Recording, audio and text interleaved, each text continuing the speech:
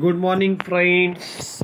Today we are going to continue the next part of this particular topic or say unit. Yesterday in the last lecture we seen the type of the example of the metallochromic indicator or say metal ion indicator. We have studied the EBT, Erichrome black tea. Today we are going to see the another example, that is a muroxide.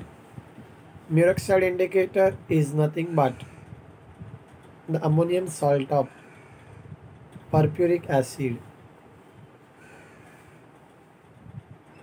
and its structure is given by this on the another page that is there. You can see the structure. In the structure, perpuric acid is there. You can see first of all you have to draw this particular C double bond O. 4 groups are there and 2 NHN are there in the one ring, that you have to remember. It is generally used as ammonium salt. It is used in EDTA titration as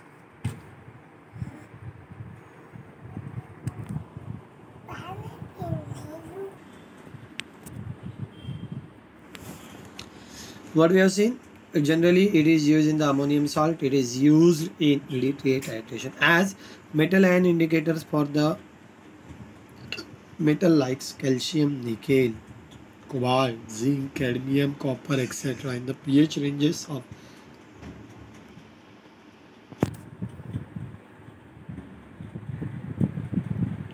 6.02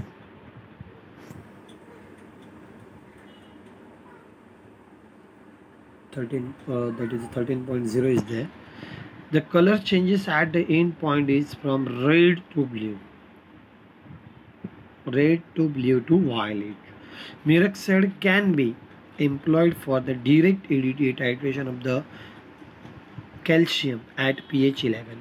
Color change being from red to blue violet. The nickel 2 plus EDTA titration at pH 10 to 11, color changes from yellow to blue violet. Aqueous solution of muroxide is unstable. It is very much important. 2 examples are there. The question will be there. Explain the theory of metal ion indicator with the suitable example and write the discuss also explain the Erichrome black tea indicator and muroxide indicator. At that time the structure is very much important. You have to draw the structure, then you have to write the properties of that indicator and few examples where it is used and what is the pH range and what will be the color change. Now we have to move towards the last part of this topic, is the application of the metallochromic indicator. First application is there, the determination of the calcium. Direct estimation of the calcium is not possible because the sharp endpoint is not obtained with the indicators. Therefore, the estimation is carried out by substitution titration. The solution of Ca2 plus ions is first treated with the MgEDTA complex and then liberated. Mg2 plus ions are titrated with the standard EDTA solution using the Solochrome black as the indicator. Then the estimation of the copper.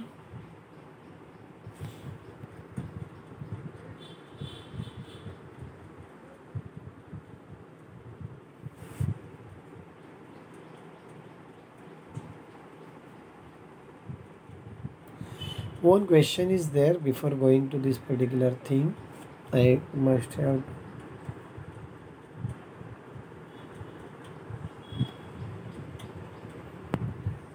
what are the metallochromic indicators? Mention any 4 desired property of the good metallochromic indicator. This is question comes in the exam. It is a question from the question paper. The metallochromic indicator, I have given the definition already. Now we have to see the properties of this particular, or say why it is a good or say why this particular good metallic that indicators are there. The color should be sufficiently intense so that the minimum amount of the indicator can be used. The color change should be specific or at least selective because different metal ions are titrated. The color of the free indicator and its complex with the metal ions should easily distinguishable. The indicator must be sensitive to the metal ion, that is a PM. Only then the color change takes place at the equivalence point. These are the four distinguishable properties that should be possessed by the indicator. There should be minimum that particular properties or say criteria should be followed by the indicator so as to it becomes the good indicator. What is there? You have to write the definition. 5 marks question is there. What are the metallochromic indicators? We have that already written the definition here. I think so. We have, these are the different types of this particular.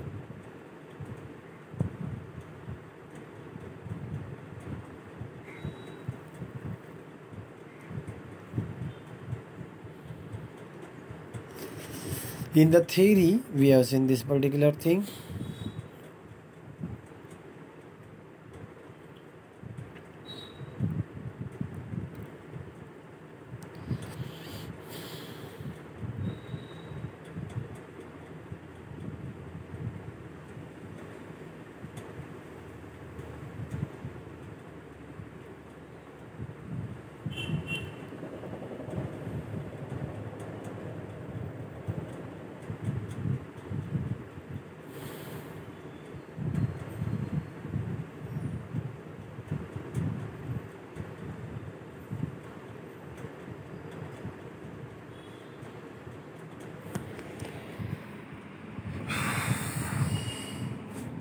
Okay, four properties that we have seen. Number one was they should have the intense color. Second one is they should have the color change should be specific or at least selective because different metal ions are titrated. The color of the free indicator and its complex with the metal ion should easily distinguishable. The indicator must be sensitive to the metal ion.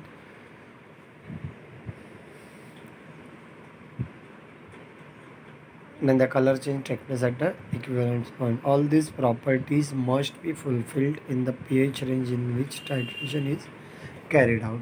Means different metal ions or different titration will be carried out at the different pH that is there.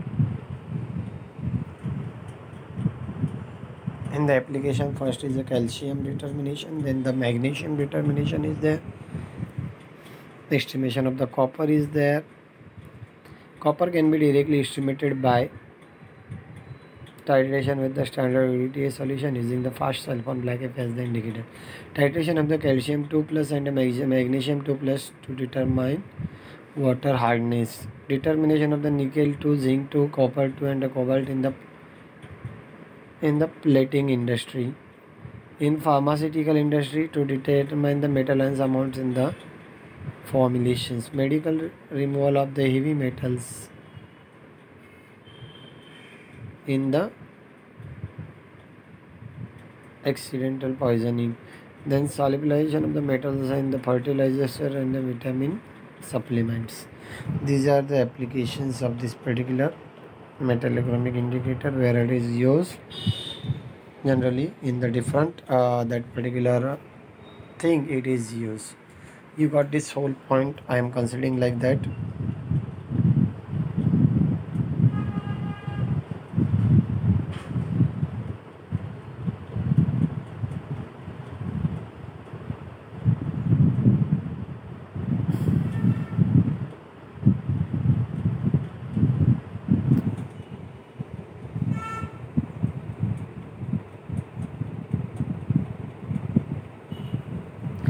The whole part we have seen here. The unit has that unit has been finished.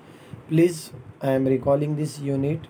Please go through this particular part from the starting. We have seen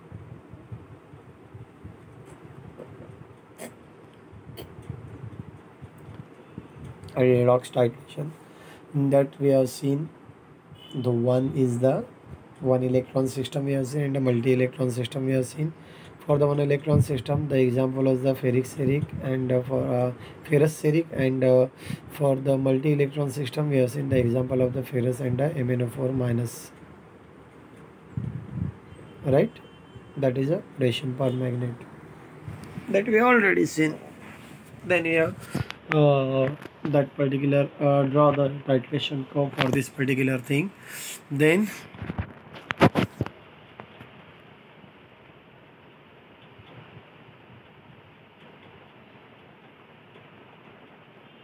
this is whole about these two questions. That question, out of these two, the one question will be there, and it is very much important.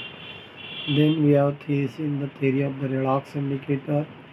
In the theory of the redox indicator, we have seen the example of the redox indicator. Diphenylamine is there, ferroin is there. Sometimes the question is there on these two types. Okay, we have to write about this. Then we have seen the complex symmetric titration. First is the redox titration, then the complex symmetric titration. In the complex symmetric titration, complex is formed, and due to this particular thing, we are using the metallochromic indicators. There we are using redox indicator. Here we are using that particular metallochromic indicator, that you have to remember. But then we have seen the detail about the EDTA, why the EDTA is used as a titrant, what is the selectivity of this particular EDTA as a titrant. Then their advantages we have seen, their limitations we have seen. Then we have focused on the different types of the EDTA titrations. 5 types we have seen. Then theory of the metal ion indicator. After this, we have seen the example of the metallochromic indicator. 2 examples we have seen. Then their applications, and the last part, the question from the question paper has been taken.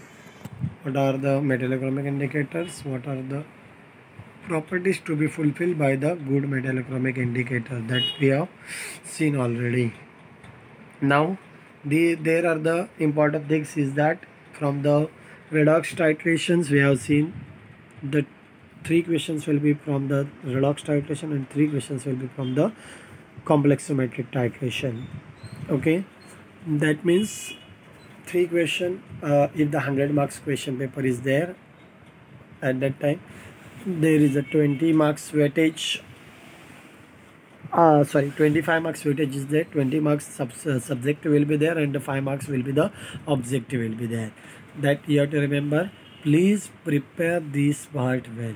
If you are not getting any part, then you have to ask on the online discussion, or you can ask on the WhatsApp group, or say you can ask on the Telegram group. Please prepare it well. If you are not getting, then I will explain it again. In the next lecture, we have to start the next unit. Please prepare this unit well. It is again the very simple unit. How you can draw the, or say determine the titration curve? You have to calculate by using the you have to calculate the EMF by using the Nernst equation that we have seen in case of the one electron system and the multi-electron system.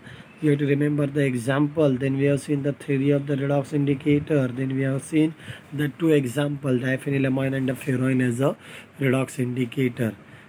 Okay, then we move to the complex symmetric titration. We have then studied whole about the popular and the versatile that complexing agent is nothing but the EDTA, ethylene diamine tetrate acetic acid. We have seen the structure of this EDTA. We have seen the properties of the EDTA.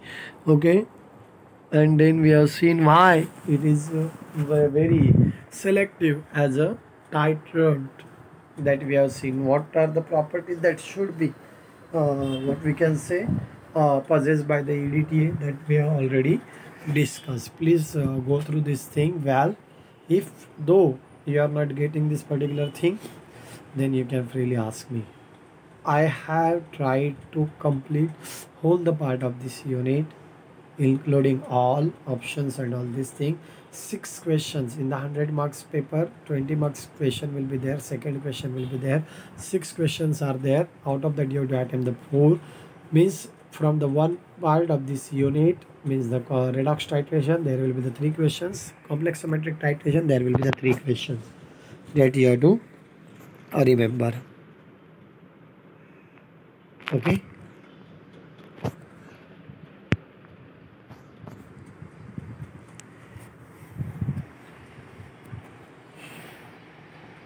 I have uh, tried best to explain all the part of this unit.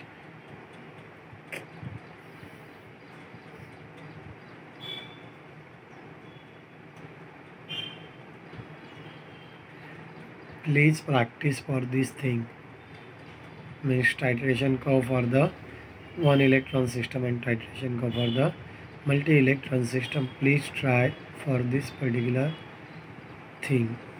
Then how we have calculated this particular EMF by using the Nast equation at the different volume of the titrant. Okay, that you have to calculate and you have to study it well. Okay, mind it well, otherwise it's very difficult to remember. You have to practice it again and again. Please practice this thing how and try to remember in your own idea, on your own trick. You have to remember this thing.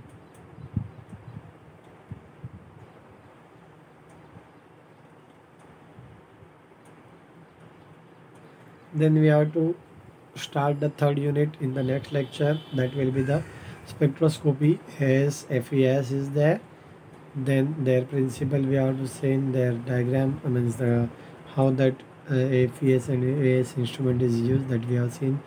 Then their comparison and all these things. Then the fluorescence spectroscopy is there, phosphorescence spectroscopy is there. Okay, their comparison is there. Then the turbidimetry and the nephelometry, these two techniques are there.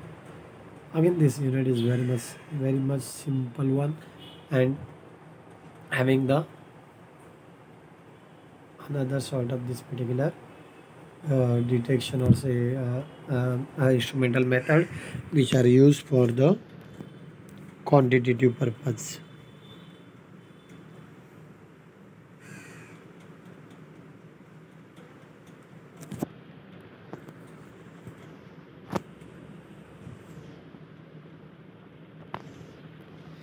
I think so.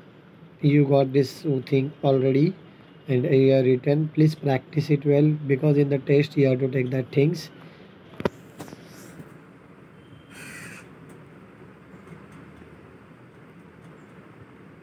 Then you have to plot this titration graph. Then we have seen redox indicators, its theory. Then the 2 examples, diphenylamine and the ferron indicator, we have studied in detail. Their structure is very much important.